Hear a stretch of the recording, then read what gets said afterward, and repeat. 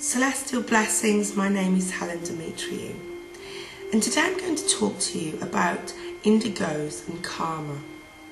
Now, if you are an indigo, you may have found that most of your childhood was littered with pain, with rejection, with feeling that you don't belong, not just because of an inner feeling that you had, but because of the environment that you was in. You felt that you couldn't mix, or you couldn't understand maybe your classmates, because a lot of indigos suffer the majority of their karmic debt during childhood. Now, I've researched indigos a lot. I've got clients and students that are indigos, and I've read up a lot about it. I've researched a lot, but I am my own best research. And because I always use myself as an example, I'm going to explain to you part of my childhood so you can really get the gist of what I'm talking about. Now, in school, I always behaved myself. Even though I hated school, I didn't like rules. I felt that I didn't need to have rules on me. I felt that it was inhumane that I had to have rules. Yet I did abide by the rules, and I didn't want to get into trouble. But say, for example, on my table with my classmates, they were all talking, yet I was getting on with my work. It would always be me that would get the blame for talking. I would always get reprimanded for talking during class.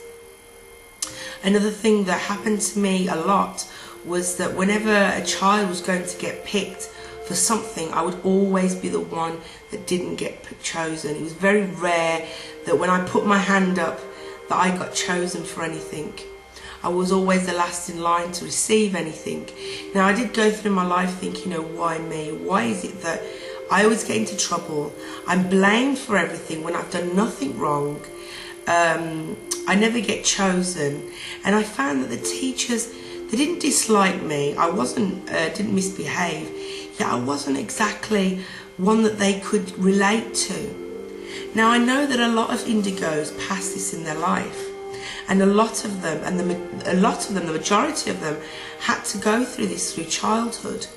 Now, the reason for this is because we need to basically hurry up in this lifetime to heal from past life karma, karmic debt, to start learning our lessons at an early age, because we need our gifts, skills, talents, whatever you want to call them, to get on our mission in order to help others, help ourselves, and heal the world. Now, as we go into childhood, if we go into adulthood, if we don't address these issues, we do not accept that this part of ourselves that becomes angry, that becomes frustrated, that always believes that we're right, that thinks, oh, woe is me, this happened to me, that happened to me. If you do not accept that this is part of your mission and part of growing and learning and healing, then you will not evolve. And the reason why you are here is to learn, to evolve, and to help others. But it's impossible when you're an indigo who refuses to heal and that only wants to see your way, that your way is the only way or the only right way. When you begin to accept that this is life, this is why we're here, that we don't harp on things that happened in the past. We don't say, oh, I'm always last, oh, I'm always to blame. Then you'll find that life gets easier and that you evolve into a crystal. And as we know, crystals are born with less karma. They have a more peaceful life. And karma will begin to, the karmic debt will begin to come to you slowly, not in big bulks as it did as you was a child or a teenager. And it's a lot easier to handle, because when we accept that, yes, I've got life lessons to learn, bring them on. When you feel that way, then things are not so bad. Catastrophes, chaos that come into your life, situations that are problematic, don't seem as bad as they did when you felt, oh my God, this has happened to me, that has happened to me, how am I going to deal with it? Just go with the flow. Don't be afraid of what will happen. What will be, will be. And when you accept that, life becomes easier. Now, I know a lot of indigos say to me, why should I change? I like being an indigo. Why do I have to heal? I've got nothing to heal from. I was born an indigo and I should stay this way. The thing is, no, you're not supposed to stay this way. Life flows, and if you do not flow with life, and you do not go with the flow, if you do not live by the seasons of life, then you are trying to swim against the tide. You are trying to swim against life, against the flow, and your life will be constantly littered with problems and heartaches and confusion, and every single day will be a drama, will be chaos, because you have to accept this is why you are here. You're not here. None of us are meant to be here to stay this way.